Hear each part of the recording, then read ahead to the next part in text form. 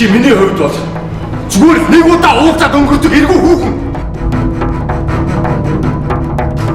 Чи хийх чадахгүй мэдв.